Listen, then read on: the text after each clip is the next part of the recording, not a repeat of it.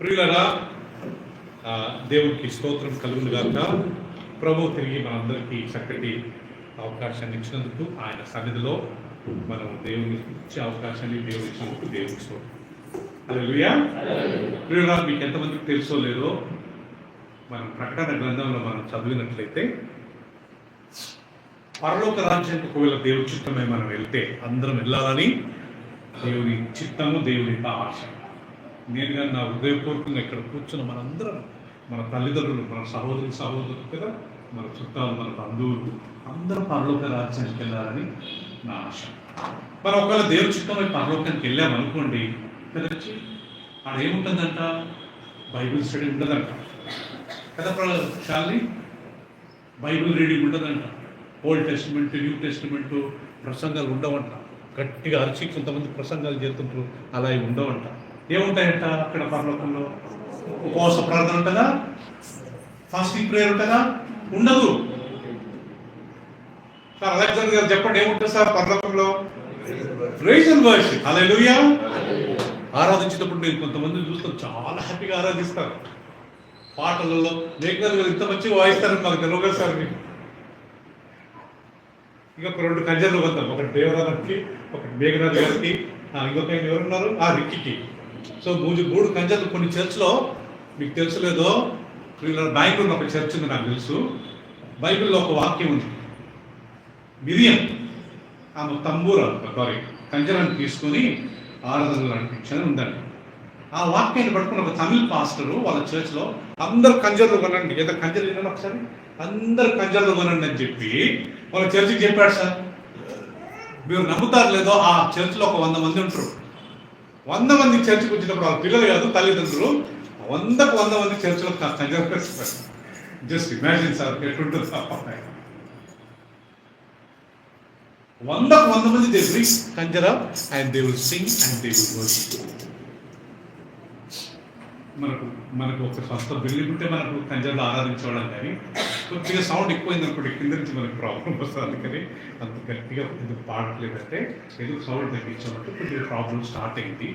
ప్రార్థన చేయడం, దేవుడు ఒక చిన్న స్థలం మనకు చులాగా ఇండిపెండెంట్ హౌస్ ఇస్తే మనం దాన్ని సౌండ్ ప్రూఫ్ చేసుకోవచ్చు. ఒక అద్దాలు వేసుకొని సౌండ్ బయటకు వెళ్ళకుండా మంచిగా దేవుడిని మనకు ఎందుకు పిఏ సిస్టము, మైక్ అవన్నీ లేవని చెప్పి కదా.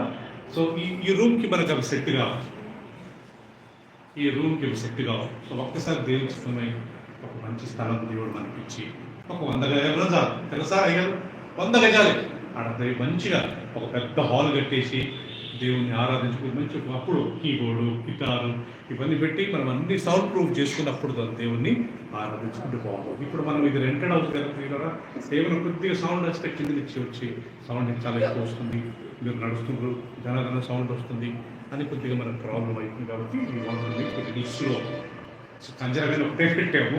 సో ఒక్కసారి దేవుడి చిత్తమై మనకు ఒక సొంత బిల్డింగ్ అందరం ఆరాధించుకుందాం, ప్రియులు అందరం దేవుణ్ణి గనపరుచుకుందాం. సో కాబట్టి ప్రభునామంలో ప్రతి ఒక్కరికి వందనాలు, మీకు స్వాగతం పలుకుతున్నాము. మన మధ్య బ్రదర్ జాక్సన్ గారు ఉన్నారండి. ఆయన మా సడ్డకుడు. ఒక కుటుంబంగా ఆయన ఎప్పుడు మాకు నిలబడతాడు. అండ్ ఆయన నాకంటే ఎక్కువ ఎక్స్పీరియన్స్ సేవలు. దేవరకొండ ఆ ప్రాంతంలో, ఈవెన్ గుంటూరు వరకు వెళ్ళి ప్రతి గ్రామంలో సువార్తను ప్రకటించారు. Sunday night, they will come back, Sunday they go afternoon 2 or 3 villages మంచిగా వెళ్ళి పాటలు పాడి, ఒక 10 మంది వెళ్ళేవారు వ్యాన్లో, సుమో వ్యాన్లో వాకింగ్ చెప్పి ఆ కడపత్రికలు చాలాసార్లు వాళ్ళని అటాక్ చేశారు, వాళ్ళ వ్యాన్ అంతా పగలగొట్టారు. సో సువార్త సేవ గ్రామాలలో ప్రకటించడం నాకంటే బ్రదర్ జాక్సన్ గారికి చాలా మంచి ఎక్స్పీరియన్స్ ఉంది. ఆయన చాలా స్థలాలలో వెళ్ళి వాకింగ్ చెప్తుంటాడు. నేను అడిగినప్పుడు ఆయన ఎంతో చక్కగా సమ్మతించి తప్పకుండా అన్నా నేను వచ్చి వాకింగ్ చెప్తానన్నారు. సో కొన్ని విషయాలు మనం కానీ ప్రియులారా, మనం ఉద్యోగం చేసుకుంటూ, మన బిజినెస్ చేసుకుంటూ, మనం ఏదో ఒక రకంగా దేవుని సువార్తలు మనము ఇన్వాల్వ్ కావాలి. మన కుటుంబస్తులనే మనం దేవుని దగ్గరికి తేవాలి. మన భార్య, మన భర్త, మన పిల్లలు, వాళ్ళని మనం మోటివేట్ చేయాలి. రండి నాన్న, ఈ లోకంలో ఏం లేదు, రండి దేవుని సన్నిధికి రండి అని మోటివేట్ చేసి వాళ్ళకి దేవుని సన్నిధికి తీసుకొని రావాలి. నేను చదువుకున్నా కానీ మన ఫ్రెండ్స్ మనం ఇన్వైట్ చేయవచ్చు కదండి, మన ఇంజనీరింగ్ స్టూడెంట్స్ ఇన్వైట్ చేయవచ్చు. అల్టిమేట్గా ఆ వ్యక్తి పరలోకానికి వెళ్ళాలి, అంతేగాని మనము ఆ వ్యక్తిని, మన చుట్టాలు, మన బంధువులు, మన స్నేహితులు, మన రిలేటివ్స్ అందరినీ మన మందిరానికి ఇన్వైట్ చేయాలి. రండి ఎవ్రీ సండే, మాకు ఎవ్రీ థర్స్డే చాలామంది మిస్ అవుతున్నారు ప్రియులరా. 7:30 to 9 వరకు బ్రదర్ అలెగ్జాండర్ గారు నేను వాక్యంలో కొన్ని టాపిక్స్ మేము తీసి చక్కగా పోయిన వారం చాలా చక్కగా ఆయన చెప్పారు. ఒక్కొక్క వాక్యం మేము తీసి చెప్తుంటాం. ఒకవేళ బైబిల్ స్టడీలో లేట్ అయింది అనుకున్నాం అనుకోండి, కరెక్ట్ 9 o'clock వరకు మీరు వెళ్ళిపోవచ్చు. మీ గురించి అని మీరు ఆపలేదు కదండి. సో అక్కడ సమోసాలు మాట అంటున్నారు, అక్కడ సమోసాలు ఉంటాయి, మన సమోసా మనం పట్టుకోవచ్చు. కానీ మనం ఒక్కొక్కసారి ఎప్పుడన్నా ఒకసారి లేట్ అయితే ప్రియులరా మనం దాన్ని మనం అబ్జెక్షన్ చేయకూడదు. సో మనము గురువారం ఆదివారం మనకు ఉంటుంది. రండి ప్రియులరా, టైమింగ్స్ ప్రతి ఒక్కళ్ళు మనసులో పెట్టుకొని సరైన సమయానికి వస్తే సరైన సమయానికి మేము కుదురుతాము. సో దేర్ఫోర్ అందరు రండి ప్రియులరా. వాక్యంలో మన ఆత్మకు మనమే జవాబుదారీ కాబట్టి, ఓకే, మనమే ప్రభువుని ఎదగాలి కాబట్టి, సో అందరూ వచ్చేదానికి ప్రయత్నించండి. ఆ request brother Jackson, we call him Chinnayya, he will come and share the word of welcome, brother.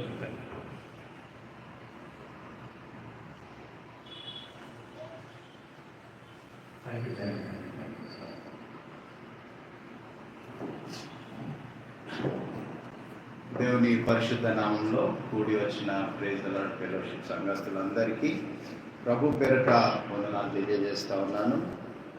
మరి కొద్దిగా ఆలస్యం అయింది, క్షమించండి. అందుకు మీలో కొంతమందికి తెలుసు, నాకు ఒకతే బిడ్డ, ఆమె వాళ్ళ అమ్మమ్మని చూడడానికి కానీ యుఎస్కి వెళ్ళింది. మా కజిన్స్ ఇంకా కొంతమంది చికాగోలో ఉంటారు. సో వాళ్ళు ఆమెను ఇన్వైట్ చేసి ఒక ఫంక్షన్ ఉంటే తను అక్కడికి వెళ్ళి రిటర్న్ వస్తుంది. అందులో మార్నింగ్ కొద్దిగా తను రీచ్ అయ్యే వరకు తన డేటా ఏదో అయిపోయిందంటే I was little busy with that. So anyhow sorry, దయచేసి క్షమించండి. దేవుడు ఇచ్చిన యొక్క మంచి అవకాశాన్ని బట్టి దేవునికి వందనాలు తెలియజేస్తా ఉన్నాను. మరి ముఖ్యంగా పాస్టర్ గారికి, కుటుంబానికి, సంఘస్థులకు. ఈ సంఘం నన్ను ఎక్కువగా ప్రేమించే సంఘం, నేను కూడా ఎక్కువగా ఇష్టపడే సంఘం.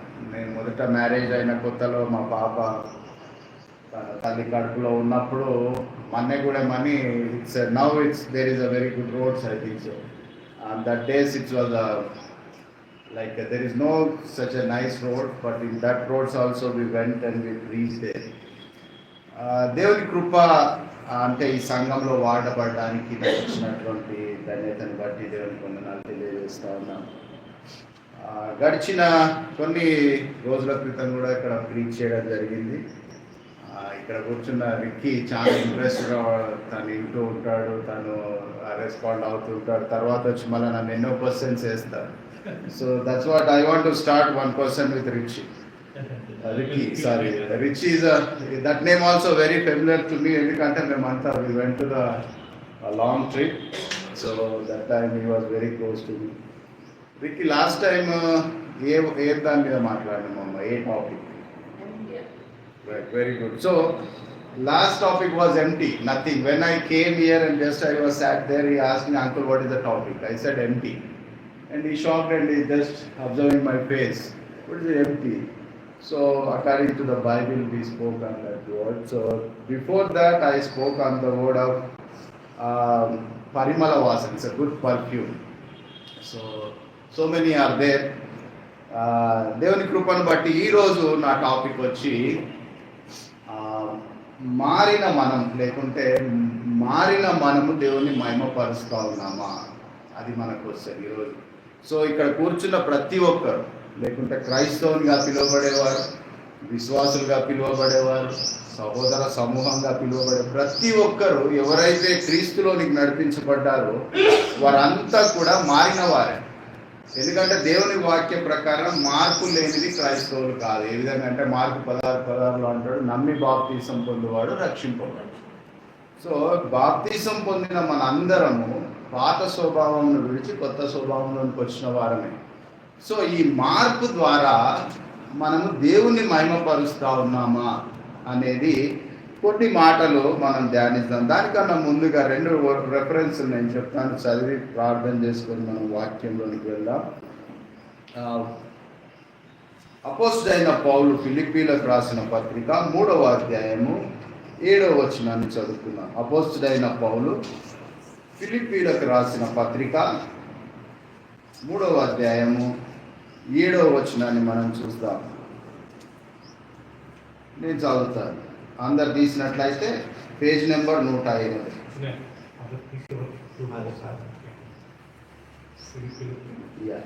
3వ అధ్యాయము 7వ వచనం.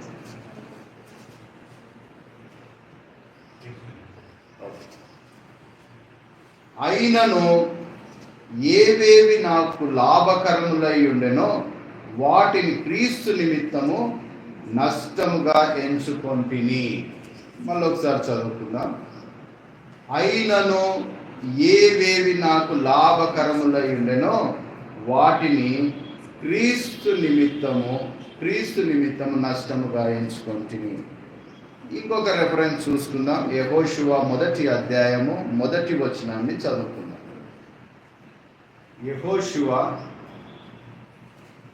Joshua 1st chapter 1st verse.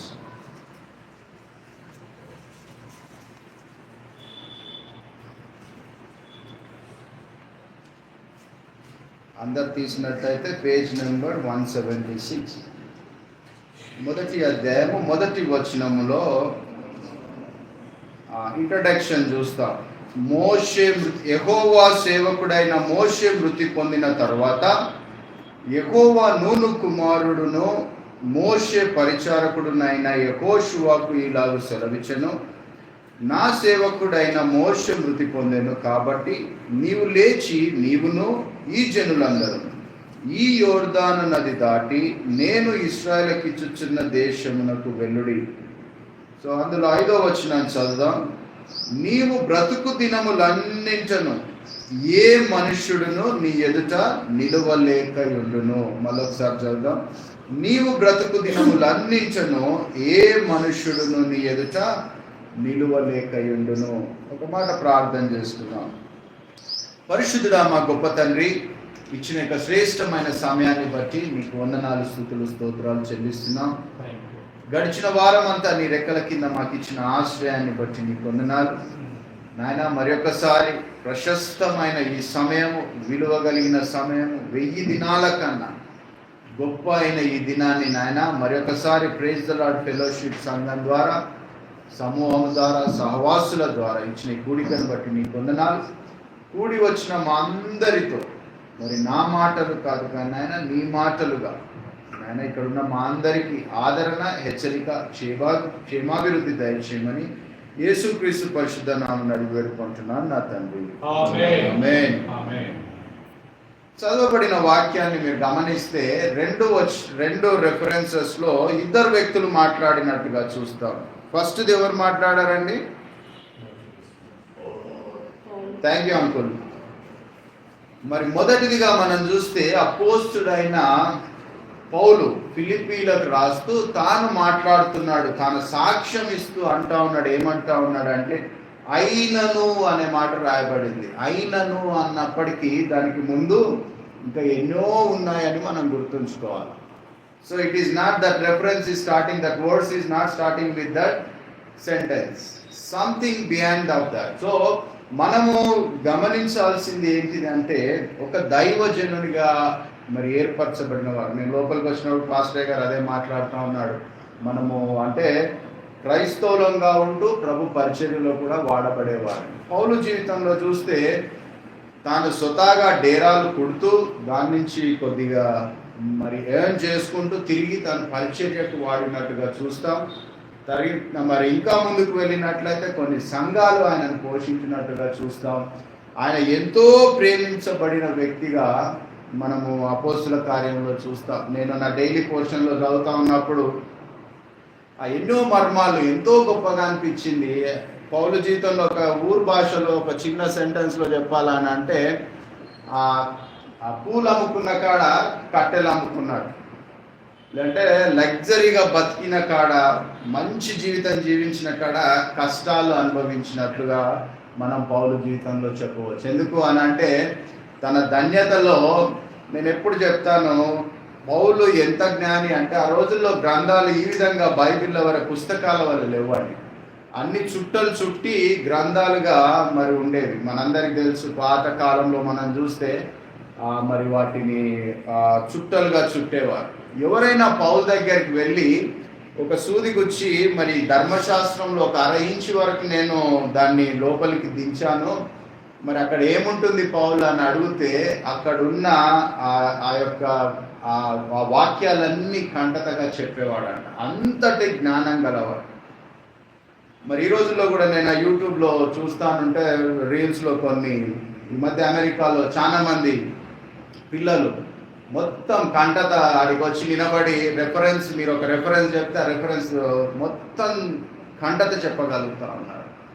So ఎందుకు ఈ మాటలు మీకు పరిచయం చేస్తా ఉన్నాను అంటే, అంతగా మరి ధర్మశాస్త్రం విషయంలో నిష్ట కలిగిన వ్యక్తి, మరి ఆ రోజుల్లో వాళ్ళకున్న ధర్మశాస్త్రాన్ని బట్టి క్రైస్తవులను హింసించిన వ్యక్తి. మరి అక్కడనే రాస్తాడు ఫిలిప్పీల్లో, అపోస్తుల కార్యంలో ఆఖరి అధ్యాయంలో అంటాడు, అగ్రిపా రాజు ఎదుట నిలబడి నేను స్టెఫెను మరణించేటప్పుడు సాక్షిగా అక్కడ ఉన్నాను అనే మాటలు మనం చూస్తాం. అంతగా నిష్ట కలిగిన వ్యక్తి ప్రభు కొరకు పిలువబడ్డప్పుడు, ప్రభు కొరకు ఏర్పరచబడ్డప్పుడు, ప్రభు తన దర్శనంలో మాట్లాడినప్పుడు తనకున్నవన్నీ మరి ఏ విధంగా నష్టంగా ఎంచుకున్నాడు అనే మాటలు ఇక్కడ రాస్తా ఉన్నాడు. అయినను అంటాడు. సో ఆయనకున్న ఈ కింద చూస్తే మనం అది ముందర వచ్చిన 3వ అధ్యాయం 5వ వచనంలో అంటాడు, మొట్టమొదటి ధన్యత లేకుంటే ఆయన గర్వంగా ఫీల్ కావడానికి 8వ దినమున సున్నతి పొంది తిని ఇశ్రాయేలు వంశపు వాడనై బెన్యామీను గోత్రంలో పుట్టి హెబ్రీల సంతానమై హెబ్రీయుడనై ధర్మశాస్త్రము విషయము పరిచయుడనై ఆసక్తి విషయము సంఘమును హింసించు వాడనై ధర్మశాస్త్రం వలన నీతి విషయము అనిందుడనై ఉంటిని. సో ఇవన్నీ కూడా అప్పుడు అంటాడు అయినను. సో ఏవేవైతే ఆయనకు ప్రివిలేజ్గా ఉన్నాయో లేకుంటే లాభంగా ఉన్నాయో వాటన్నింటినీ నేను ఇక్కడ క్రీస్తు కొరకు నష్టంగా ఎంచుకుంటున్నాను అనే మాట రాయబడింది. చాలా మంది మరి న్యూ ఇయర్ రాగానే మనం ఇప్పుడు 2025లో ఉన్నాం కదా, చాలా మంది ఏం చేస్తారంటే మరి జనవరి 1st కానీ 31st నైట్కి కానీ ఒక న్యూ డిసిషన్ తీసుకుంటారు వాళ్ళ లైఫ్లో. సో ఈ రోజు వరకు నేను ఈ విధంగా ఉన్నాను, నేను ఈ రోజు నుంచి ఈ విధంగా ఉంటానని. ఎవరిదో ఎందుకు, నేనే ఎన్నోసార్లు when I was young, so 31st వచ్చింది అని అంటే ఒక కమిట్మెంట్ అనమాట. చలో ఈ రోజు నుంచి బైబిల్ చదువుదాం, ప్రతిరోజు ఒక అధ్యాయం చదువుదాం. ఎప్పటి వరకు 15, 20 జనవరి కూడా క్రాస్ కాదు, again will go back in the same condition. ఎందుకు అని అంటే కంటిన్యూ చేయలేకపోతా ఉన్నాం. అందుకనే నా టాపిక్ వచ్చి మన మార్పు దేవుని మహిమపరచగలుగుతా ఉందా అనే మాటలు మనం చూస్తాం. మరి దేవుని వాక్యంలో ఎన్నో మాటలు ఉన్నాయి, కానీ సేవకుని జీవితానికి వస్తే ఇక్కడ అపోస్తుడైన పౌలు ఎంతో శ్రమపడ్డాడు. ఆయనను కొట్టారు, హింసించారు. మరి ఒకసారి అయితే ఈ వాజ్ నేకెడ్, ఆయనను కట్టెలతో కొట్టారు.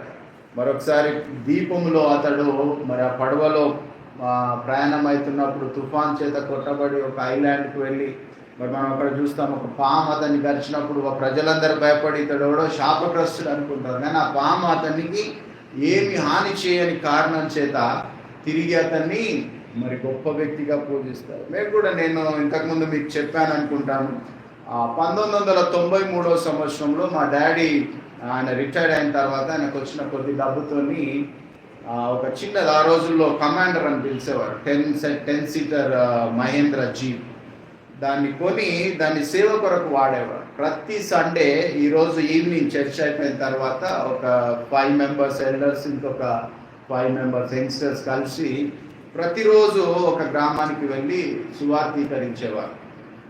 మా డాడీ కొన్న కారణం చేత నేను ఇంట్లో, మరి నేను అప్పుడు యంగ్గా ఉన్నాను, ప్లస్ డాడీ ఆయన అబౌవ్ 60 years ఉండేది. సో ఆయనకు సహాయం చేయడానికి నేను రక్షణ లేదు కానీ తన వెంబడికి వెళ్ళేవాడిని. క్రైస్తవ కుటుంబంలో పుట్టినప్పటికీ మరి తండ్రికి సహాయకారిగా నేను వెళ్ళేవాడిని ఆ సేవలో వెళ్ళేటప్పుడు ఎన్నో అనుభవాలను నేను చూశాను. అందులో మొట్టమొదటి దేవుడు నాతో మాట్లాడినప్పుడు నేను నా జీవితాన్ని మార్చుకోవడానికి కారణం, ఒక దగ్గరికి వెళ్ళి సువార్తీకరిస్తూ ఉన్నాం. ఈ రోజుల్లో లాగా ఆ రోజుల్లో మొబైల్ ఫోన్స్ కానీ ఆ టీవీస్ కానీ ఎంటర్టైన్మెంట్ లేదండి. It's about like 1993.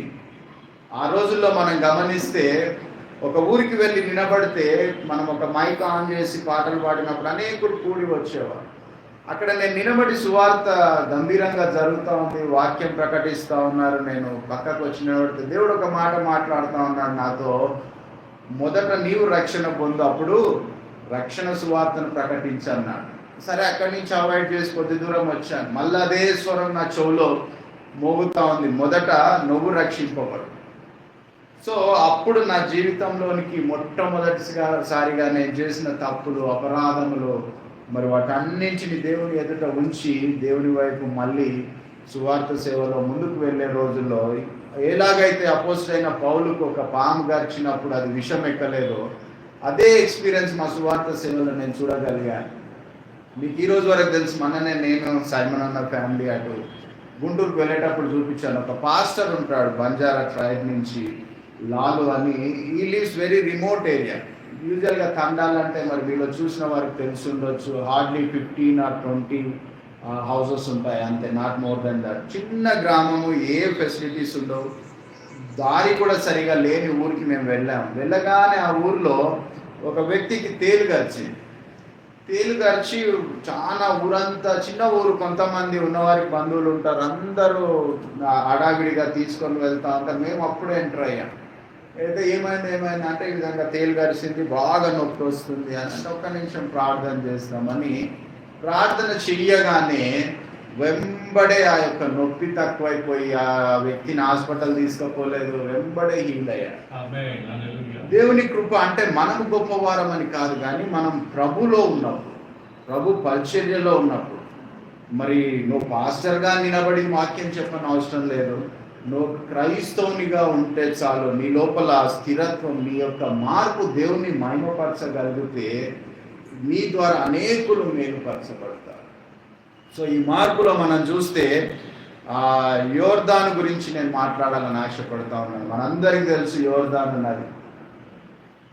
నదులే దేనితో నిండి ఉంటాయండి? నీళ్లు. సిస్టర్ ఇప్పుడే నీళ్ళు తాగుతూ ఉన్నాను. నీటికి రూపం ఉందా అండి? వాసన ఉందా? రంగు ఉందా? లేదు. ఇవన్నీ మనం చిన్న ఉన్నప్పుడు in the basic we learn from the schools కదా, మనం చిన్న ఉన్నప్పుడే నేర్చుకుంటాం. నీటికి మీరు చూస్తే ఇప్పుడు మినరల్ వాటర్ బాటిల్స్ వచ్చి before use 12 months or before use so and so date అని ఉంది, కానీ previous there is no expiry date for the water. రివర్లో పారే నీరు, రివర్స్ కూడా ఎన్నో ఉంటాయి కదా. సో మనం ఇప్పుడు హిమాలయ సైడ్ పోతే అక్కడ రివర్స్ స్నో మెల్ట్ అయిపోయి అది it's goes to the down. మనం కూడా చూసాం కదా రిచ్. సో ఆ వాటర్ ఫోర్స్ అనేది చాలా ఉంటుంది, చాలా ఫోర్స్తో, శబ్దంతో మరి అది కిందికి పారుతూ ఉన్నది. నేను ఒకసారి డ్రైవ్ చేస్తూ, నైట్లో డ్రైవ్ చేస్తూ ఉన్నాను. ఎక్కడి నుంచి అంటే మన మైసూర్ టు క్యాలికట్ వెళ్తూ ఉన్నాం. క్యాలికట్ వెళ్తూ ఉంటే అది మొత్తం ఫారెస్ట్ ఏరియా ఉంది, నైట్ అయింది, ఆ ఫాగ్ వచ్చి మొత్తం గమ్మేసింది. నా బండికి అప్పుడు ఫాగ్ లైట్స్ కూడా లేకుండే.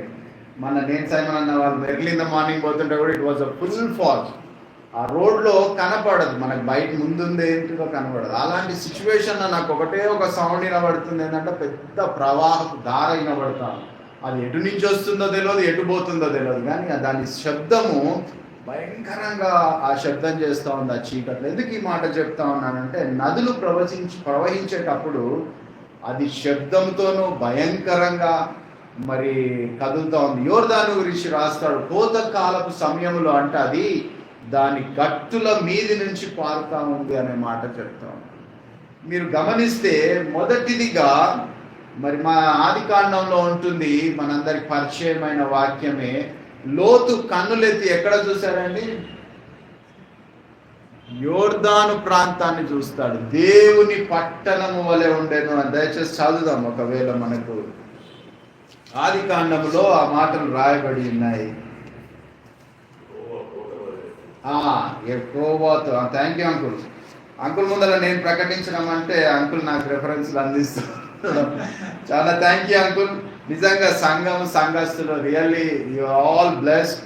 ఎందుకంటే మంచి ఎక్స్పీరియన్స్ పాస్టర్ కానీ అంకుల్ కానీ మరి దేవరామ అయ్యగారు కూడా వింటా ఉంటాను నేను లైవ్లో. అయ్యగారు వాక్యము చాలా నిజంగా it's really this a blessed family అని నేను చెప్పగలుగుతాను. మనం అక్కడ చూస్తే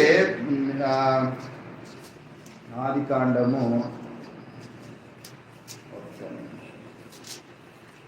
ఎవరికైనా దొరికితే చదవండి. లోతు కన్నులెత్తి సోయాకు రాగా ఐ థింక్ 18th ఉంది. మామూలే 19లో చూస్తే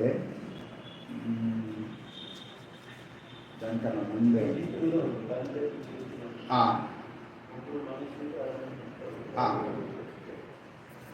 దానికన్నా ముందు ఉంటుంది కదా.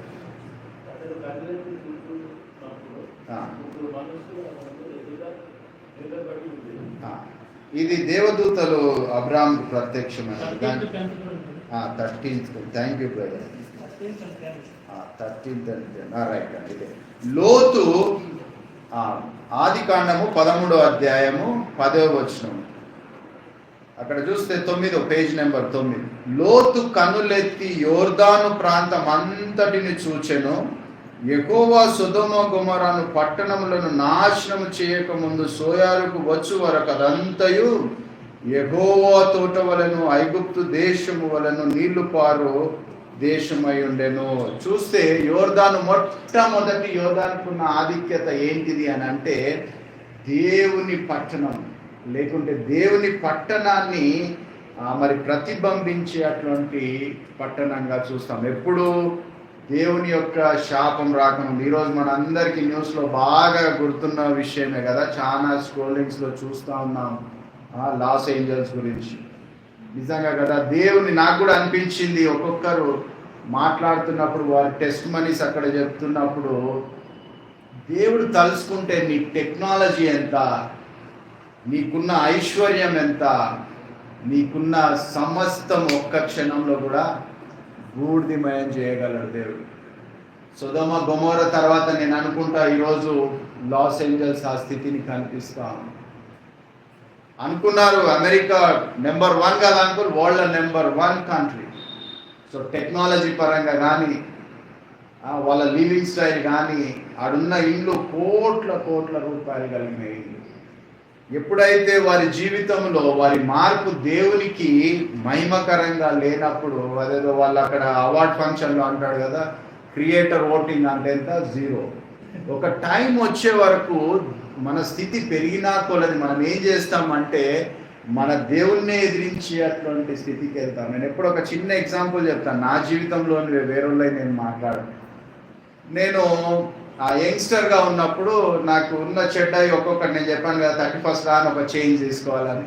సో నాకు ఒక్కొక్కటి మార్చుకుంటూ, సరే ఇది నా లోపల ఉన్న చెడుది, నాకు ఉన్న ఓకే నేను స్మోక్ చేస్తున్నాను, నేను స్మోకింగ్ చేయకూడదు అని డిసైడ్ చేసుకొని ఒక 10 రోజులు స్ట్రిక్ట్గా ఉండగానే సాతాను ఎక్కడికి వస్తాడంటే ఫస్ట్ నీ పక్కకు వచ్చి నీకు చెప్తాడు. ఏమని చెప్తాడంటే, నిన్ను మించినోడు లేడు, నీ దగ్గర చిన్న తప్పు లేదు, సత్యం మాట్లాడతావు, ఉన్నది ఉన్నట్టు చెప్తావు, ఇక నీకున్న చిన్న అలవాటు కూడా బంద్ చేసావు, ఇక చూపి ఇలా ఎవరికైనా చూపి నాకు అనగానే ఇక్కడున్న జాక్సన్ ఎక్కడో ఉంటాడు. అప్పుడు ఏమవుతాం, ఆటోమేటిక్గా పడిపోతాం. సాతాను చేసింది ఏంది, ఏ పెద్ద మర్డర్లు చేసి ఏం చేయలేదు, తనకు తాను దేవుని కన్నా గొప్పవానిగా హెచ్చించుకున్నాడు. మన జీవితంలో కూడా ఇప్పుడు ఆ రోజు ఆ పట్టణాన్ని చూస్తుంటే నేను లిటరల్గా నేను వెళ్ళాను, అక్కడికి చూశాను. నిజంగా ఆ దేశాన్ని చూస్తే బ్లెస్డ్ కంట్రీ.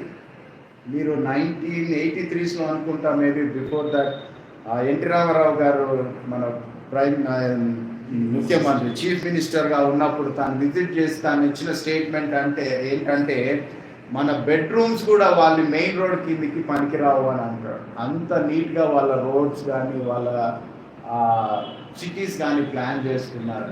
కానీ దేవుని నువ్వు ఎప్పుడైతే తగ్గిస్తావో, దేవునికి ఇవ్వాల్సిన ప్రాధాన్యత ఎప్పుడైతే తగ్గిపోతుందో, నీ మార్పు ద్వారా దేవుడు మహిమపరచబడలేదో అప్పుడు మరి నీ జీవితంలో నష్టాన్ని మనం చూస్తాం. అందుకనే యోర్దాను చాలా చక్కగా అనిపిస్తుంది. మొదటిదిగా దేవుని యొక్క పట్టణాన్ని ప్రతిబింబించేదిగా చూస్తాం. మరి రెండవ విషయంలో మనం యోర్దాను గురించి ఆ మార్పు దేవుని మహిమపరచగలిగిందా అని చూస్తే, రెండోదిగా నయమాను గురించి చూస్తాం. నయమాను ఆ యోర్దానులోనికి వెళ్ళి అప్పుడు అంటాడు, ఏది నీ వెళ్ళి ఆ యోర్దానులో 3 మార్లు మునగమంటాడు. మునగగానే ఏమవుతుంది? తన దేహం అంతా పసిపిల్ల దేహము వలె ఆయను అంటాడు. ఈ యొక్క యోర్దానుకున్న గుణగణాల్లో మొదటిది నేను చెప్పాను కదా, మీరు సర్చ్ చేయండి. ఇది మరి పైనుండి కిందికి పారే నది. కొన్ని నదులు ఏటవాలుగా పారుతాయి, కొన్ని నదులు మీది నుంచి పారుతాయి. కింది నుంచి మీదికి అయితే ఏ నది పారదండి, unless you pull with the motors. కానీ నీళ్ళు ఎప్పుడు కానీ కింది నుంచి మీదికి పారు.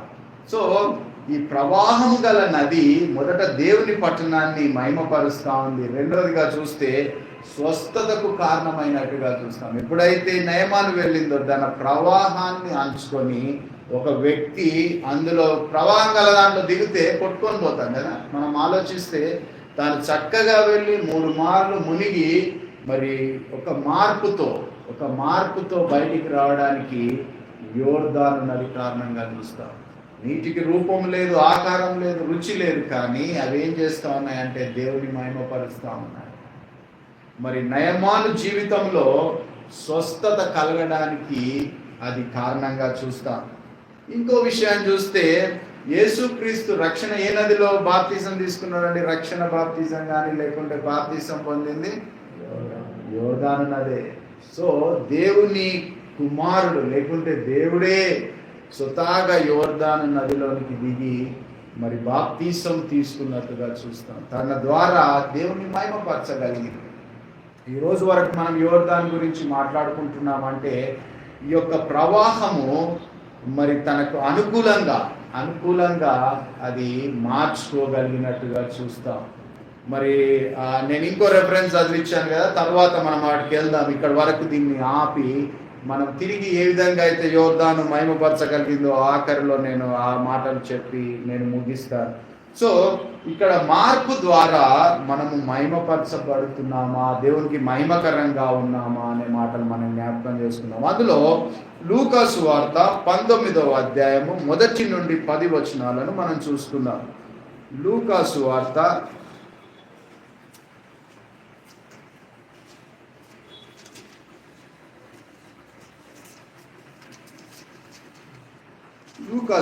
19వ అధ్యాయం 71వ పేజీ న్యూ టెస్ట్మెంట్లో 1 నుండి 10 వచనాలు ఉన్నాయి. మనకు సమయం ఎక్కువగా లేదు కాబట్టి త్వరగా వెళ్దాం. మనం అక్కడ చూస్తే 10వ వచనంలో లూకా సువార్త 19వ అధ్యాయం 1 నుండి 10 కదా. అక్కడ దానికన్నా ముందు 5వ వచనం చూద్దాం. 5వ వచనంలో ఆ చోటికి వచ్చినప్పుడు కనులెత్తి చూచి జక్కయ్య త్వరగా దిగుము, నేడు నేను నీ ఇంట నుండవలసి ఉన్నదని చెప్పగా. మరి ఇక్కడ ఎవరితో మాట్లాడుతున్న మాట ఇది? యేసుక్రీస్తు జక్కయ్యతో మాట్లాడుతూ ఉన్నాడు. ఈ ప్యాసేజ్ అంతా మనకు తెలిసింది, అందుకని నేను చదవలేదు. మరి జక్కయ్య మీరు గమనిస్తే ఆయన సంచరించుచు ఎరికో పట్టణంలో ప్రవేశించి దాని గుండా పోవచ్చుండెను. ఇదిగో సుంకపు గుత్తదారును ధనవంతుడైన జక్కయ్య అను పేరు గల ఒకడు యేసు ఎవరో అని చూడగోరాడు. ఇక్కడ తన కాన్సెప్ట్ మీరు ఆలోచిస్తే, యేసును ఆ రోజుల్లో వెంబడించిన వారిలో అనేకులు స్వస్థత పొందడానికి ఆయనను వెంబడించారు. కొంతమంది ఆయన ద్వారా దొరికే ఆహారాన్ని కొరకు ఆయనను వెంబడించారు. కొంతమంది ఆయనను వ్యతిరేకించడానికి కూడా వెంబడించారు. ఆయన ఏ తప్పు చేస్తాడా, ఏడ పట్టుకుందామని వ్యతిరేకించడానికి కూడా ఆయనను వెంబడించారు. కానీ ఈ వ్యక్తి స్వతహాగా ఎవరు? ధనవంతుడు. Is a well of. ఆయనకి ఏం స్వస్థత అవసరం లేదు. ఆయనకి ఎలాంటి యేసుక్రీస్తుతో పొందాల్సిన బెనిఫిట్ ఏం లేదు. కానీ యేసు ఎవరో చూడాలన్న చిన్న ఆశ ఆయనకున్నది. యేసును చూడాలని ఆయన ఆశపడ్డాడు. తద్వారా నేను కూడా వెళ్ళాను, ఎరుషలేముకి వెళ్ళినప్పుడు ఇప్పటికి ఉంది ఆ చెట్టు. అక్కడ ఆ చెట్టు మీదకి ఎక్కి ఆ ఎరికో పట్టణంలో మరి ఆయన అక్కడ సంచరిస్తూ పోతున్నప్పుడు మరి చూడాలి అని ఆశపడ్డాడు. ఆ చిన్న ఆశ ఆయన జీవితంలో గొప్ప మార్పుకు కారణమైంది. ఆ మార్పు ద్వారా దేవుని మహిమపరచాడా అని మనం ఆలోచిస్తే మన కాన్సెప్ట్ అదే కదండి. మార్పు దేవునికి మనం మహిమకరంగా ఉన్నామా. మా ఊర్లో ఒక వ్యక్తి ఉండేవాడు. ఆయన పెద్ద మనిషి నాతో మాట్లాడుతూ అనేవాడు, తమ్మి మేము ఉండేది క్రిస్టియన్ కాలనీ, అన్ని క్రైస్తవులు ఎన్ని ఉంటాయి. ఇప్పుడు మన ఆంధ్రాకి మేము వెళ్ళాం గుంటూరు, కొన్ని కాలనీలు స్టార్స్తో ఉంటాయి, చాలా బ్యూటిఫుల్గా అనిపిస్తుంది. దేవరకొండ, మా ఊరు దేవరకొండ, నల్గొండ డిస్టిక్. అప్పుడు అనేవాడు, తమ్మి వీళ్ళంతా అవుతుందే రా నీళ్ళలో మునిగి లేచిండ్రు అనేవాడు. అరే ఎందుకని అట్లా అంటావు అని అంటే, ఒక్కరు చూపిరా నాకు ఇలా చూపి అని ఆయన వేల అంటే థాట్ ఆయన చెప్పేవాడు. కానీ మననం గురించి సాక్ష్యం, మనం ఒకసారి మారిన తర్వాత మన మార్పు దేవునికి మహిమకరంగా ఉందా లేదా అనేది మనం పరీక్షించుకోవాలి. ఏదో అవసరతతో అక్కరతో ఎరికోకు రాలేదు, కానీ ఆ ఎరికో పట్టణంలో క్రీస్తుని చూడడానికి రాలేదు. కానీ 8వ వచనంలో అక్కడ అంటాడు, దయచేసి చూద్దాం. అదే అధ్యాయం లూకా 19వ అధ్యాయము 8వ వచనంలో, జక్కయ్య నిలవబడి, ఇదిగో ప్రభువా, నా ఆస్తిలో సగము బీదలకు ఇచ్చుచున్నాను. నేను ఎవని యొద్దనైనను అన్యాయముగా దేనినైనను తీసుకొని ఎడల అతనికి 4 అంతలు మరలా చెల్లించునని ప్రభువుతో చెప్పాను. సో దీని అర్థం ఏంటి అని అంటే,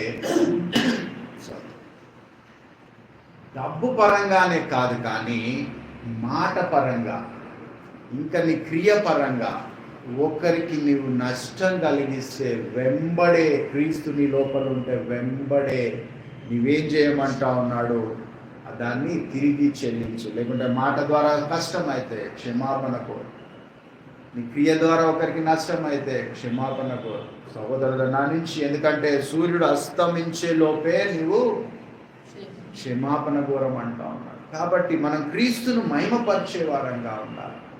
క్రీస్తు కొరకు మనం మారాం, కానీ మారి అక్కడనే ఉంటే లాభం లేదు. సమయానుకూలంగా పరిస్థితులను బట్టి దేవుని మహిమపరిచే యోర్దాను నది మనం చూసాం కదా. యోర్దాను నది తన ప్రవాహాన్ని వదిలి మరి దేవుని మహిమపరిచినట్టుగా చూస్తాం. రెండోదిగా చూస్తే మరి మగ్దలేని మరియ విషయం మనం చూస్తాం. యోహాను సువార్త 12వ అధ్యాయం 3వ వచనంలో ఉంది. యోహాను సువార్త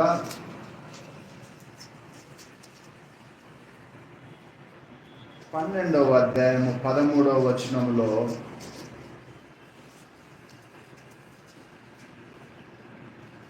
పన్నెండవ అధ్యాయము 3వ వచనం చూస్తాం. యోహాను సువార్త అందరు తీసినట్లయితే నేను చదువుతాను. బి భాగం చదువుదాం. మూడవ వచనం బి భాగం. యేసు పాదములకు పూసి తన తల వెంట్రుకలతో ఆయన పాదములను తుడిచెను. 3వ వచనం. అప్పుడు మరియా మిక్కిలి విలువగల అచ్చ జటామాంసి అత్తరు 1 సేరున్నర ఎత్తు తీసుకొని యేసు పాదములకు పూసి తన వెంట్రుకలతో ఆయన పాదములను తుడిచెను అనే మాట చూస్తా ఉన్నాం. సో లాస్ట్ టైం నేను ఇంతకుముందు మాట్లాడాను కదా, పర్ఫ్యూమ్ విషయంలో కాస్ట్లీయెస్ట్ పర్ఫ్యూమ్స్ ఉన్నాయి లోకంలో. నేను నా బంధువుతో వెళ్తూ ఉంటాను, పర్ఫ్యూమ్స్ బాగా పిచ్చి. మన ఇక్కడ జీవికే మాల్లో షాపర్ స్టాప్ పక్కకు ఉంది ఒక పర్ఫ్యూమ్ స్టోర్. వాడు ఖరీదు చేసేది ఆల్మోస్ట్ 50,000 60,000 పర్ఫ్యూమ్ వాటర్. ఇంకా వరల్డ్ వైడ్గా ఎంత ఉన్నాయో నాకైతే తెలియదు. కానీ so perfume is a very precious, అంటే దాన్ని చాలా కొద్దిగా కొట్టుకుంటేనే ఎంతో పరిమళాన్ని ఇస్తుంది. అలాంటిది మరి అక్కడ కింద చూస్తాం, దీన్ని అమ్మి ఆ డబ్బు ఇవ్వచ్చు కదా, దాని విలువ అంటే ఆ రోజుల్లో 150 రూపాయలు అని కింద ఫుట్నోట్స్లో రాస్తాడు. అంటే ఈ రోజుల్లో మనం చూసుకుంటే లక్షలు దాటిపోతుంది. ఆ రోజుల్లోనే అంత విలువ కలిగింది. ఆమె ఏం చేసింది అని అంటే, ప్రభువును అభిషేకించినట్లుగా, లేకుంటే ప్రభు కొరకు అత్తరును తనకున్నదంతా కూడా ప్రభు పాదాల యొద్ద పెట్టినట్టుగా మనం చూస్తాం. తన మార్పు ఏ విధంగా అయిందంటే, కింద అక్కడ రాస్తాడు, ఎక్కడైతే ఈ సువార్త ప్రకటించబడునో అక్కడ ఈమె నామము ప్రకటించబడును అనే మాట మనం చూస్తాం. ఏ విధంగా తన మార్పు దేవుని మహిమపరుస్తూ ఉందంటే, ఇన్ని సంవత్సరాలు అయిన తర్వాత కూడా మనం ఈరోజు చదువుకుంటున్నామంటే తన మార్పు ద్వారా మరి దేవుని మహిమపరిచినట్టుగా చూస్తాం. ఈ లోకంలో మరి క్రైస్తవులంగా మారిన మనం నూతనత్వం పొందుతూ ఉండాలి. దేవుని వాక్యం ద్వారా, దేవుని వాక్యంలో చక్కని మాటలు రాయబడినాయి. పేతురు అంటాడు, ఇప్పటి వరకైతే మీకు పాపము లేదు, ఇక నుండి మీ పాపమునకు మిష లేదు అంటాడు. దాని అర్థం ఏంటి అని అంటే, ఎప్పుడైతే మీకు సువార్తలోని మర్మములు లేకుంటే వాక్యములోని సత్యాలు బోధించబడవో అప్పటిదాకా మీరు తెలియకుండా ఉన్న పాపం లేదు. కానీ ఎప్పుడైతే ప్రకటించబడిందో, ఇక్కడ కూర్చున్న మీరు ఒక్కసారి దైవజనుని ద్వారా, ఇక్కడున్న మరి దేవుని దైవజనులు ఎవరైతే వచ్చి మాట్లాడి ఒక మర్మాన్ని మీకు విప్పి చూపించినప్పుడు దాన్ని పాటించలేకపోతే అప్పటి నుండి మీ పాపమునకు మిష లేదంటాడు. మరి మనం ఫిలిప్పి గురించి చూస్తే మరి నపుంసకుడు రథంలో ప్రయాణం అయితే అపోస్తుల కార్యంలో ఉన్న సంగతి. మరి తను ప్రయాణం అవుతూ వస్తున్నప్పుడు గ్రంథాన్ని చదువుతూ కూర్చుంటాడు అక్కడ. అప్పుడు ఫిలిప్పుకు దేవుడు దర్శనం ఇచ్చి నీవు వెంబడే వెళ్ళి అతనికి ప్రకటించమన్న మాటలు మనం అక్కడ చూస్తే తన దగ్గరికి వెళ్ళి అడుగుతాడు. అడిగినప్పుడు ఒకడు నాకు దీన్ని బోధించని ఎడల నేను ఏ విధంగా దీన్ని గ్రహించదను అనే మాట. అప్పుడు వెంబడే దానిలోని సత్యాలు బయలుపరచబడ్డప్పుడు అతడు అన్న చక్కని మాట మీరు చూస్తే, అక్కడ నీళ్లున్నాయి, బాప్తీసం ఇవ్వడానికి ఏమన్నా ఆటంకం అంటే దాని అర్థం నేను మారిపోతాను, నా గత జీవితాన్ని వదిలేస్తాను, తిరిగి నేను నూతనత్వం పొందుతాను. సో మీకు చూపిస్తాను, సమయం ఎక్కువగా లేదు కానీ ఎన్నో ఉన్నాయి వాక్యంలో. మరి ఆ నపుంసకుని గురించి అయితే తిరిగి రాయబడి లేదు, ఎందుకంటే అతడు దేవునిలో ఉన్నాడు కాబట్టి చక్కగా ముందుకు వెళ్ళాడు. తిరిగి పడిపోయిన వారి విషయంలో మనం చూస్తాం, ఒకసారి రక్షణ పొంది తిరిగి వెనుకకు మళ్ళిన వారు అనేకులు దేవుని వాక్యంలో ఉన్నారు. నా టాపిక్ అది కాదు, అంతా మిక్సప్ అవుతుంది కదా, don't want go in that side. కాబట్టి మన మార్పు దేవునికి మహిమకరంగా ఉందా అనేది చూస్తాం. మగ్దలేని మరియా తన విలువ కలిగినటువంటి ఆ పర్ఫ్యూమ్ ద్వారా మరి దేవుని మహిమపరిచినట్టుగా చూస్తాం.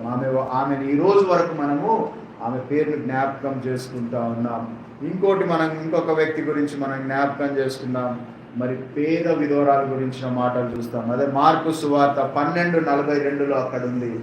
మార్కు సువార్త 12వ అధ్యాయము మరి 42వ వచనంలో అక్కడ ఆమెను కూడా ఎవరు బలవంతం చేయలేదండి. ఆమె సంఘంకి వచ్చింది, సంఘంలో కూర్చుంది, దేవుణ్ణి ఆమెకున్న దాని ద్వారా ఏ విధంగా మహిమపరచగలిగింది అనే మాటలు మనం చూస్తాం. 12వ అధ్యాయం 42వ వచనంలో అందరు తీసినట్లయితే చదువుకుంటాం. ఒక బీద విధవరాలు 2 కాసులు వేయగా ఆయన తన శిష్యులను పిలిచి కానుకలో పెట్టెలో డబ్బులు వేసిన వారందరికంటే ఈ బీద విధవరాలు ఎక్కువగా వేసనని మీతో నిశ్చయముగా చెప్పుచున్నాను. సో మనకు కూడా కానుకలు ఆఫర్ పెడతారు కదా, బాక్స్ పెట్టినప్పుడు సేమ్ అదే విధంగా ఆ రోజుల్లో కూడా అక్కడ డబ్బా ఉంచినప్పుడు, ఆ కానుకల పెట్టె ఉంచినప్పుడు అందరు వస్తూ ఉన్నారు, వేస్తూ ఉన్నారు కానీ క్రీస్తు అక్కడ నిలబడి ఉన్నాడు. మరి అక్కడ అంటా ఉన్నాడు. నేను అందుకనే మీకు తర్వాత అడుగుతాను, మొట్టమొదట నేను రెఫరెన్స్ అడిగినప్పుడు ఇది ఎవరితో మాట్లాడుతున్న మాట అని అడిగాను. అపోజిట్ అయిన పౌలు అని చెప్పారు. రెండో రెఫరెన్స్ కూడా నేను చదివించాను, తర్వాత మనం తెలుసుకుందాం. ఒక్కొక్క మాట ఎవరు మాట్లాడుతున్నారని మనం చూసి ఇక్కడ ప్రభువే మాట్లాడుతూ ఉన్నాడు. ఏమంటా ఉన్నాడు అంటే, ఇక్కడ ఉన్న వారందరికంటే ఈ బీద విధవరాలే ఎక్కువగా వేసాను. మీరు అక్కడ కింద చూస్తే అక్కడ అంటాడు, తనకు కలిగిన కొలది, తన జీవితం, తన సర్వస్వం, 2 కాసులు, it doesn't matter about the money, కానీ వాళ్ళ యొక్క హృదయం అర్పణ ఏ విధంగా ఉంది అనే దేవుడు అక్కడ చూస్తూ ఉన్నాడు. ఈరోజు దేవుడికి మనం మన శక్తి కొలది ఇయ్యొచ్చు, కొన్నిసార్లు ఇయ్యలేకపోవచ్చు. దేవుడు దాన్ని నేను లెక్కించడం లేదు. నాకు చాలా సంతోషం అనిపిస్తుంది. సైమన్ అన్న ప్రైజ్ ది లార్డ్ ఫెలోషిప్లో నేను ఏ రోజు కానీ మీరు ఇంత తీయండి ఇంత తీయాలా, నా అకౌంట్ నెంబర్ కింద పంపుతున్నాను, దానికి ట్రాన్స్ఫర్ చేయండి. Did anyone notice this situation in the online or in the church? మీకు ప్రేరేపణ కలిగిన కొలది, మీరు దేవునికి తీసుకొని వచ్చిన కొలది. పాస్టర్ గారు చూస్తలేదు, నేను చూస్తలేను, చూసేది ఎవడు అని అంటే దేవుడే చూస్తూ ఉన్నాడు, మన హృదయాన్ని చూస్తూ ఉన్నాడు. మరి నేను ఇచ్చిన వారిని గొప్ప చేయడం లేదు, ఇయ్యని వారిని తక్కువ చేయడం లేదు, కానీ దేవుడు మనస్సును చూసేవాడు. నీ మనస్సును తద్వారా ఆ బీద విధవరాలు ఆమె అనుకోలేదు, ప్రభు నా కానుక చూస్తూ ఉన్నాడని ఆమె వచ్చింది, ఆరాధనలో పాల్గొనింది, తనకు తోచిన కొలది. అక్కడ మీరు ఆ కింద చూస్తే చక్కని మాటలు చూద్దాం. అక్కడ 12:42 తర్వాత ఆమె జీవితం అనే మాటలు లేకుండా ఆమె సర్వం అనే మాటలు మనం అక్కడ చూస్తాం. ఆ 42 తర్వాత మనం చూస్తే మార్కు సువార్త 12:42 తర్వాత ఆ బీదరాలు 44 వారందరూ తమకు కలిగిన సమృద్ధిలో నుండి వేసిరి గాని ఈమె తన లేమిలో తనకు కలిగినదంతయు అనగా తన జీవనమంతయు వేసనని చెప్పారు. ఎంత గొప్ప విషయం కదండి. పేద విధవరాలు మన కొంతమంది విధవరాళ్ళ విషయంలో చూస్తే చాలా ధన్యత అనిపిస్తుంది. నేను ఎప్పుడు మా అత్తగారు తాను కూడా ఇప్పుడు దేవుని సన్నిధిలో తన భర్త వెళ్ళినప్పటి నుంచి విధవరాలుగా ఉంది. కానీ తన భర్త ఉన్నప్పుడు ఏ విధంగా ఉందో తన భర్త పోయిన తర్వాత కూడా ఏ మార్పు లేదు. విధవరాలుగా ఉన్న తను ఇయ్యడంలో, ప్రేమించడంలో, ఆదరించడంలో ఆమె యొక్క స్థితి నిజంగా కొనియాడదగింది అనిపిస్తుంది. మనము ఎంతోమంది ఉన్నారు కదా, మనము విధవరాల గురించి మాట్లాడుకుంటే సారపతు విధవరాల దగ్గరికి వెళ్తే, లేకుంటే ఆమె పోషించిన విధానం, దైవజనుని పోషించిన విధానం కూడా మరి ప్రశంసనీయం అని చెప్పవచ్చు. కాబట్టి ఆ మార్పు ఏదైతే తనకు కలిగినది ఆ యొక్క సన్నిధిలో వేసిందో తద్వారా దేవుడు మహిమపరచబడే విధంగా మనం ఉండాలి. మరి ఇంకొక వచనాన్ని మనం త్వరగా చూసుకుందాం. అపోస్తుల కార్యము 8:9 అక్కడ ఒక వ్యక్తి ఉన్నాడు, సీమోను అనే గారడి వ్యక్తి. మరి మీకు పరిచయం ఉన్నట్లయితే ఎక్కువగా నేను దాని గురించి విశదీకరించిన అవసరం లేదు. అపోస్తుల కార్యము 8వ అధ్యాయము 9 నుంచి 24 వరకు మనం చూస్తాం. ఈ వ్యక్తి లోపల ఉన్నటువంటి ఆశ ఏంటి అని అంటే, మరి అక్కడ ఉన్నటువంటి ఆ పరిశుద్ధాత్మ అనే వరాన్ని తనకు కావాలి అని డబ్బుతో కొనడానికి ఆశపడ్డాడు. దానికన్నా ముందు ఆ 8వ అధ్యాయం 9 నుండి 24 వరకు ఉంటుంది, పెద్ద ప్యాసేజ్. కానీ దానిలో ఉన్నటువంటి విషయాలు నేను చెప్తాను. మరి ఇతడు ఏం చేస్తా ఉన్నాడు అని అంటే, గారడి ద్వారా పట్టణంలో ఉన్న వారిని ప్రలోభ పెడతా ఉన్నాడు, లేకుంటే వారి దిక్కు మలుచుకుంటా ఉన్నాడు. ఈ విధంగా చేస్తూ చాలా ప్రఖ్యాతిగాంచాడు. అయితే ఫిలిప్పు 12వ వచనం చూస్తే, అయితే ఫిలిప్పు దేవుని రాజ్యంను గూర్చి యేసుక్రీస్తు నామములో సువార్త ప్రకటించుచుండగా వారు అతన్ని నమ్మి పురుషులను స్త్రీలను బాప్తీసం పొందిరి. అప్పుడు సీమోను కూడా నమ్మి బాప్తీసము పొంది ఫిలిప్పు ఎడబాయకుడి సూచక క్రియలు గొప్ప అద్భుతము జరుగుట చూచి విభ్రాంతి నొందెను. సో అక్కడ ఏంటంటే తన రక్షణ విషయం బాగానే ఉంది, ప్రభులోనికి వచ్చాడు, నేను అదే చెప్తా వచ్చాను. కానీ దేవుని మహిమపరచగలిగాడు అంటే అక్కడ దేవుని మహిమపరచలేకపోయాడు. కింది వచనాలకు వచ్చి చూస్తే ఆ యొక్క అద్భుతాలను చూసి, ఆ గొప్ప కార్యాలను చూసి అక్కడ అంటాడు. మరి కింది వచనాల్లో బ్రదర్ దేవదానం గారు చదవగలుగుతారు. కింది వచనాలు మనం అక్కడ చూస్తాము. సమరయ వారు దేవుని వాక్యం అంగీకరించదని యెరూషలేములోని అపోస్తులు విని పేతురును యోహానును వారి యొద్దకు పంపిరి. మీరు వచ్చి వారు పరిశుద్ధాత్మను పొందవలనని వారి కొరకు ప్రార్థన చేసిరి.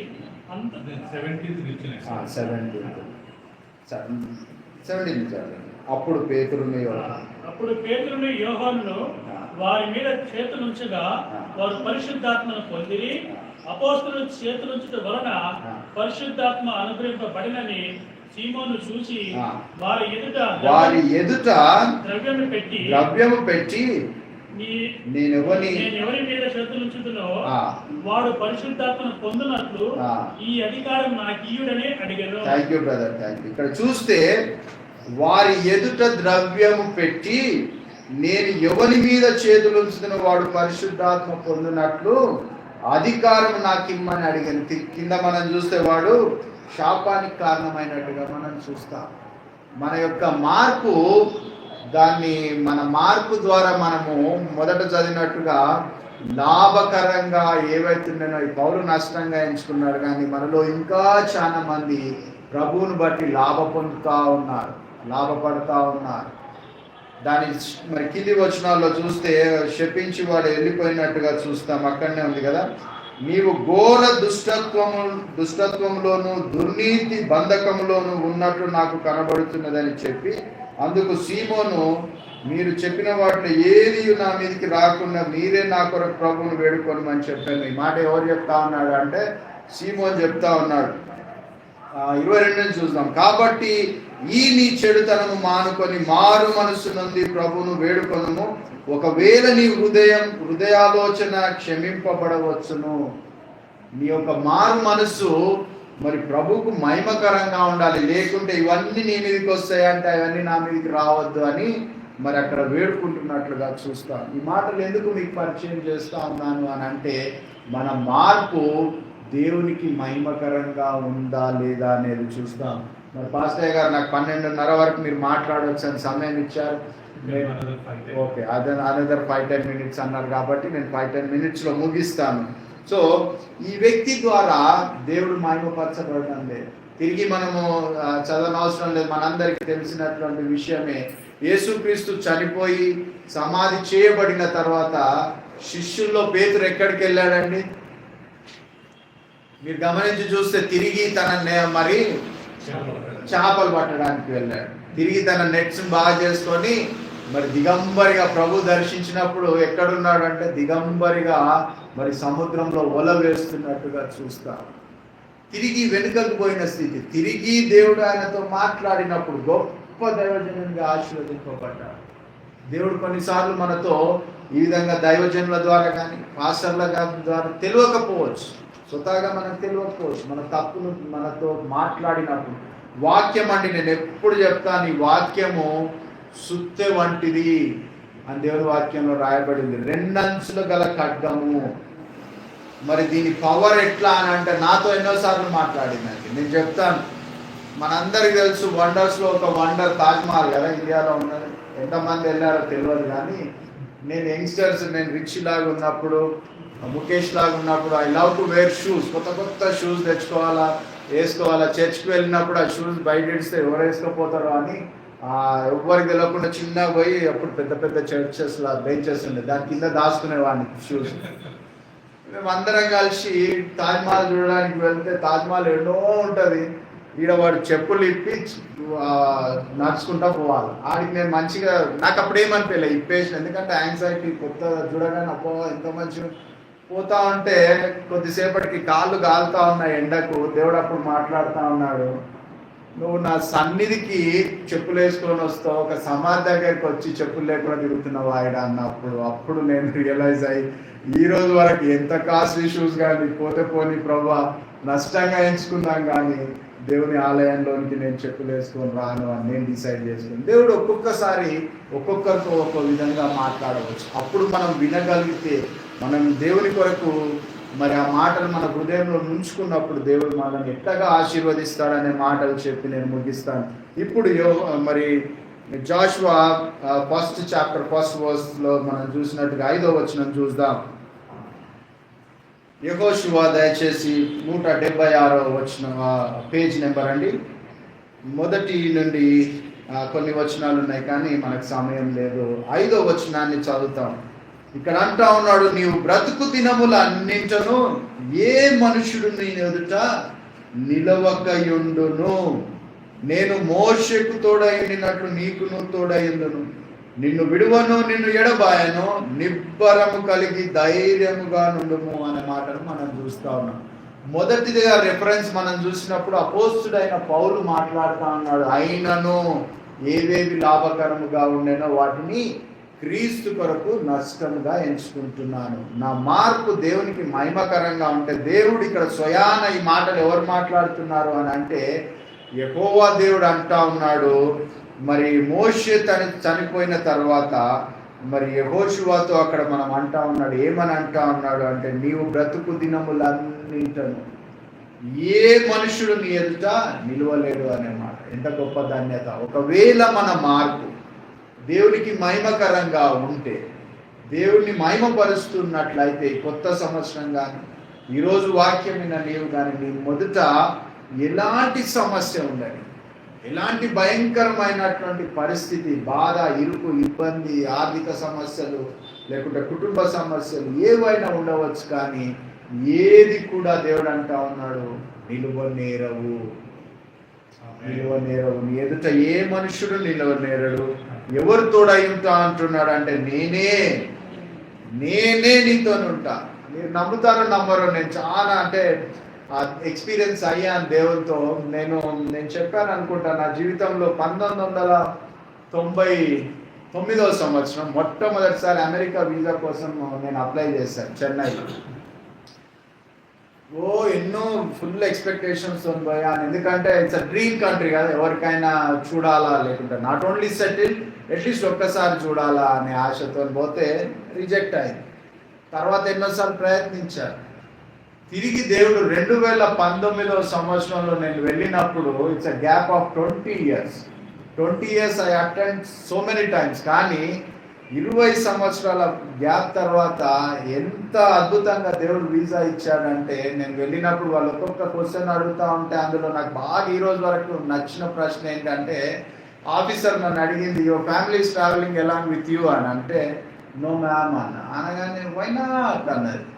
అంటే నువ్వు తీసుకొస్తే ఇచ్చేస్తుంటి కదా నేను అన్న ఆ ఎక్స్పీరియన్స్ ఆమె మాట్లాడే దాంట్లో నాకు అనిపించింది. కానీ అంటే దేవుడి 20 ఏళ్ళ సమయము నిన్ను దేవుడు చూస్తూ ఉంటాడు. కాబట్టి అప్పుడు నేను ఆ ఇంటర్వ్యూకి వెళ్ళేటప్పుడు, ప్రభువా, నేను I'm very poor in English. నేను ఎప్పుడు చెప్తాను, నా బిడ్డతో చెప్తాను, నేను 10th క్లాస్లో ఉన్నప్పుడు I never feel to share anything in front of anyone, ఎందుకంటే దేవుడు నన్ను అంతగా ఆశీర్వదించాడు. 10వ తరగతి ఉన్నాను, ఇట్స్ లైక్ 14 years. నా డ్రెస్సింగ్ అప్పుడు లాంగ్ హెయిర్ ఉంటుండే, మంచి డ్రెస్ వేసుకొని ఒక ఫంక్షన్ హైదరాబాద్లో వచ్చాను. ఒక young lady, like young girl వచ్చి ఎక్స్క్యూజ్ మీ అనింది. సో ఆ మాటకు అర్థం తెలియదు, ఏం చేయాలో తెలియదు. ఆ అమ్మాయి ఆ ఫంక్షన్లో ఉన్నంతసేపు కింద పోయి దాచుకున్నాం, మళ్ళీ ఏదొచ్చి ఏం అడుగుతుంది. సో దేవుని లోపలికి నేను వచ్చిన తర్వాత దేవుని భాషల్ని ఆధీనం, ప్రభువా నీకు అసాధ్యమైంది లేదు అని అడిగినప్పుడు దేవుని కృప, నా సొంతగా అమెరికా దేశం అంతా ట్రావెల్ చేశాను. ఎక్కడ ఎవరితో మాట్లాడడానికి బెరుకు కాలేదు, భయం కాలేదు. ఎందుకు ఈ మాటలు చెప్తా ఉన్నానంటే, నేనే నీకు తోడై ఉంటాను. ఆ ఇంటర్వ్యూకి పోయేటప్పుడు, దేవా నాకు ఇంగ్లీష్ రాదు, వాళ్ళు ఏమడతారో, వాళ్ళ స్లాంగ్ తెలియదు, ఏది తెలియదు, నేను ఇక్కడ నువ్వే అన్నప్పుడు దేవుడు నా లోపల ధైర్యాన్ని ఇచ్చినప్పుడు వెళ్ళి అక్కడ నా ఫోల్డర్ అంతా పెట్టుకొని, ఇక నువ్వేమడుతావు నేను ఐఎమ్ రెడీ అన్నట్టు నిలబడ్డా. అంత ధైర్యం ఎక్కడి నుంచి వస్తుంది అని అంటే, మరి ఆ దేవుడు అంటా ఉన్నాడు, నేనే నీకు తోడై ఉంటా అంటా ఉన్నాడు. ఇంకోటి అంటా ఉన్నాడు, నేను విడువను ఎడబాయను. ఈరోజు ఈ కొత్త సంవత్సరంలో కానీ ఈరోజు వాక్యం ద్వారా మాట్లాడుతున్నాం మనం. సమస్యలు వస్తూ ఉంటాయి, కొన్నిసార్లు డిస్కరేజ్ అవుతాం, నిన్ను విడువను ఎడబాయను అంటారు. ఆఖరిగా తిరిగి యోర్దాన్ దగ్గరికి వెళ్ళి మనం ముగించుకుందాం. యోర్దాన్లో అక్కడ చూస్తాం, ఇదే అధ్యాయంలో అక్కడ బడి ఉంది, యోర్దాను వాళ్ళు దాటినప్పుడు దాని స్వభావం ఏమైందంట అండి. ఎన్నో వచనం అంటే 3వ అధ్యాయములో 15వ అధ్యాయం, Jashuva 3rd chapter 15th verse అక్కడ అంటాడు, అప్పుడు ఆ మందసము మోయువారు యోర్దాను నదిలో దిగిన తరువాత మందసము మోయు యాజకుల కాళ్ళ నీటి అంచు తాకగానే పైనుండి పారు నీళ్లు బహుదూరమున సారేతాకు నొద్దకు ఆదామను పురమునకు దగ్గర ఏకరాశిగా నిలిచెను అనే మాట చూస్తాము. మరి ఎర్ర సముద్రాన్ని 2గా పాయలు చేసిన దేవుడు ఇక్కడ ఏం మాట్లాడలేదు, నేను మీకు తోడుగా ఉన్నాను అనే మాట చెప్పాడు. అక్కడున్న ప్రతి ఒక్కరు మందసం మోసుకుంటూ ఆ జలంలో ఆ కాలు మన పాదంలో కొన ఇట్లా తాకగానంటే ఎక్కడనో ఆగిపోయినాయి. తన స్వభావం ఏంటి, వాటర్ స్వభావం ఏంటి, వాటర్ తెలుగులో అంటారు కదా, నీరు పల్లెము నెరుగును అంటే నీరు డౌన్ నెరుగుతుంది. అది చాలా మంది లెవెల్ చూడడానికి, కన్స్ట్రక్షన్ చేసేవాళ్ళు దాని లెవెల్ చూడడానికి వాటర్ను వాడతారు, ఎందుకంటే అది ఎక్కడ తక్కువ ఉంటే అక్కడ కిందికి వెళ్తుంది. సో నీళ్లు పల్లము నెరుగును అంటారు. ఆ విధంగా ప్రవాహము కలిగిన ఈ యోర్దాను తన స్వభావాన్ని మార్చుకొని ఏం చేస్తా ఉంది, దేవుని సన్నిధి లేకుంటే మందసము నీటిలో కాళ్ళు పెట్టగానే, ఆ పాదము మోపగానే వెంబడే అవి రాసులుగా నిలబడిపోయింది. ఎండిన నేలను వారు నడిచిరి అనే మాట మనం చూస్తాం. ఇది ఎప్పుడు సాధ్యము అని అంటే, దేవుడు నీతో ఉన్నప్పుడు, దానికన్నా ముందు అధ్యాయాలు సమయం లేదు, నేను ముగిస్తాను. మీరు ఈ యొక్క చాప్టర్ దాని ముందు చూస్తే మోషే చనిపోయేటప్పటికి కూడా ఇశ్రాయేలు విసిగిస్తానే ఉన్నారు, దేవుణ్ణి విసిగిస్తానే ఉన్నారు, దేవుని మాట వినేవారు కాదు. మీరు ఈ అధ్యాయంలో స్టార్టింగ్లో చూస్తే అప్పుడు అంటారు, మేము నీతో కూడా ఉంటామనే మాటలు మనం చూస్తాం. కింద మాటలు రాయబడి ఉన్నాయి. వాళ్ళు అక్కడున్న ఇశ్రాయేలీలు అన్న మాటలు, కాబట్టి నీవు లేచి నీవును ఈ జనులు యోర్దాను దాటి నేను ఇశ్రాయేలులకు ఇచ్చుతున్న దేశంలోకి వెళ్ళుడి, నేను మోషేతో చెప్పినట్లు మీరు అడుగుపెట్టు ప్రతి స్థలం మీకు ఇచ్చుతున్నాను. ఇక్కడనే మనం గమనించవచ్చండి, అది ఇక్కడ మీరు తర్వాత చదవండి, నేను చెప్పిన ప్యాసేజ్లో మాట చక్కగా రాయబడి ఉంది. అక్కడ అంటాడు, మరి ఆ యొక్క ప్రవాహము ఏ విధంగా అయితే మహిమపరచగలిగిందో ఈరోజు మనం కూడా మన స్వభావాన్ని మార్చుకొని మారిన మనము క్రీస్తు కొరకు మహిమకరంగా, మన యొక్క మార్పు ఆ విధంగానే ఉండకూడదు. నీళ్ళలో మునిగి లేసామా, బాప్తిసం తీసుకున్నామా, క్రైస్తవంలో ఉన్నామా కాదు, కానీ అనునిత్యం క్రైస్తవుడు అంటేనే మారిన మనసు గలవాడు. మరి అలాంటి మారిన మనసుతో దేవుని మహిమపరుస్తూ యోర్దాను తన మరి యొక్క ప్రవాహం ఏ విధంగా అయితే మార్పు పొందిందో, ఒకసారి స్వస్థతకు కారణమైంది, ఒకసారి అనేకులు యేసుక్రీస్తు ఒక్కడే అక్కడ రక్షణ బాప్తిసం తీసుకున్నట్లేదు, అనేకులు వచ్చి రక్షణకు కారణమైంది. తిరిగి మరి దేవుని మందస్సం మోసేటప్పుడు దేవుని మహిమపరుస్తూ ఉంది. ఆయన పరిశుద్ధత తాకలేనటువంటి స్థితి, మరి వెంబడే జలరాశులుగా గోడలు కట్టబడి దేవుని మహిమపరిచినట్టుగా చూస్తాం. ఈరోజు వాక్యం ద్వారా హెచ్చరింపబడిన మనం అందరం కూడా మన మార్పు దేవునికి మహిమకరంగా ఉందా, లేకుంటే మన మార్పు ఇతరులకు నష్టకరంగా ఉందా జ్ఞాపకం చేసుకుందాం. ఒకవేళ మరి మన మార్పు దేవునికి మహిమకరంగా ఉంటే దేవుడు అంటా ఉన్నాడు, ఏ నరుడు నిలవలేడు, మరి నేను నీకు తోడై ఉంటా అంటా ఉన్నాడు. ఇంకా మీరు కింద చదివితే అనేక సత్యాలు ఉన్నాయి, సమయం లేదు కాబట్టి మనం ముగించుకుందాం. మరి దేవుడు మనకి ఈరోజు ఒక చక్కని సమయాన్ని ఇచ్చాడు. మరి ఒకసారి దేవుడు మా ఈ యొక్క మాటలు మనతో మాట్లాడడానికి దేవుని కృప ఇచ్చాడు కాబట్టి ఒకసారి సరి చేసుకుందాం. మరి 1 కొరింథీయులలో రాయబడింది, ప్రభువులు తీసుకునేటప్పుడు మనం ఆ మాటలు చూసుకుంటాం కదా, మనల్ని మనమే పరీక్షించుకున్న ఎడల తీర్పు పొందకపోదాం. ఒకసారి చెప్పబడిన వాక్యాన్ని మనం అప్లై చేసుకుందాం. మన మార్పు దేవునికి మహిమకరంగా ఉందా, లేకుంటే ఏ విధంగా ఉంది? ఒకవేళ మహిమకరంగా ఉంటే ఈ సంవత్సరం అంతా, రాబో దినములన్నీ కూడా ఏ సమస్య నీ ఎదుట నిలవదు. నీ యొక్క సమస్య యోర్దాను నది ఏ విధంగా అయితే మహిమపరచబడిందో ఆ విధంగా నీవు దేవుని మహిమపరుస్తూ అనేకులకు నీవు ఆశీర్వాదకరంగాను, దీవెనకరంగాను, మేలుకరంగాను ఉండాలని మాటల ద్వారా హెచ్చరిస్తూ ముగిస్తున్నాను. దేవుడు ఈ మాట